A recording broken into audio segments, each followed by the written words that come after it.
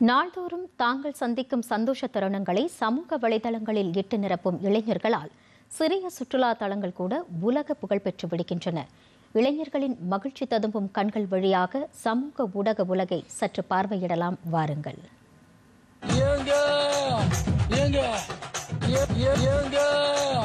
தண்ணிய மேல படும் பொழுது சொர்க்க பூமிக்கே வந்துட்டீங்க. ஏங்க என அழைத்தபடி இப்படித்தான் சந்தோஷமும் கூச்சலுமாக இளைஞர் உலகம் பரபரத்து கிடைக்கிறது. ஊருக்கு நல்லது சொல்வேன், எனக்குண்மை தெரிந்தது சொல்வேன் என வெற்றி 8 திக்கும் எட்ட கொட்டு முரசே என்கிறார் மகாகவி பாரதியார். முரசறிவித்து செய்தி சொன்ன காலம் மாறி நாளிதழ்கள், மேடை நாடகம், சினிமா, சின்னத்திரை என வளர்ந்த ஊடக உலகம் இன்றைக்கு உலகையே உள்ளங்கைக்குள் அடக்கிய சமூக ஊடக உலகமாகிவிட்டது. ஊடகம் குறைந்த எண்ணிக்கையிலான நபர்களிடம் இருந்தபோது வெகுஜன மக்கள் பார்வையாளர்களாக இருந்தனர். ஊடகம் தொழில்நுட்ப வளர்ச்சியால் உள்ளங்கைக்குள் வந்துவிட்ட பிறகு இன்றைக்கு லட்சங்களில்தான் லைக்ஸ் அள்ளுகிறது.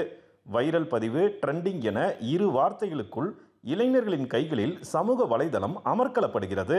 6ஆம் விரலாய் எப்போதும் செல்போனை வைத்தபடி தங்களது அன்றாட நடவடிக்கைகள் தொடங்கி தாங்கள் அதிசயிக்கும் அனைத்தையும் நொடி பொழுதில் உலகின் பார்வைக்கு பந்தி வைத்து விடுகின்றனர் இந்த ஈராயிரத்து இளைஞர்கள். நண்பர்கள், உறவினர்கள் என இருந்த சூழல் சமூக ஊடகங்களால் இன்றைக்கு உலகளாவிய உறவுகளை உருவாக்கிவிட்டதாக கூறுகிறார் லட்சக்கணக்கானவர்கள் பின்தொடரும் சமூக ஊடகவியலாளர் நந்தினி. யார் என்னன்னு முகம் தெரியாமலே நம்மளை நம்பி ஒரு க்ரௌட் வராங்க, நம்மளை நம்பி ஒரு பியூட்டிஃபுல்லான ஒரு ஃபேமிலியாக ஒரு யூனியனாக மாறுறாங்க அப்படின்றது ஒரு பெரிய பலம் எனக்கு.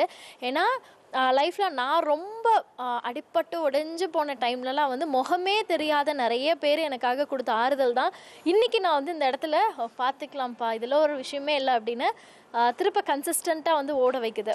மிகச்சிறிய கிராமமான இப்பகுதி ஆயிரக்கணக்கானவர்களால் நிரம்பி வழிகிறது. வழக்கமாக நாளிதழ்கள், தொலைக்காட்சிகள் போன்ற பாரம்பரிய ஊடகங்களை பார்த்து தகவல் அறிந்து கொண்ட காலம் போய் இன்றைக்கு அந்த இடத்தை சமூக ஊடகங்கள் பிடித்து கொண்டு விட்டன.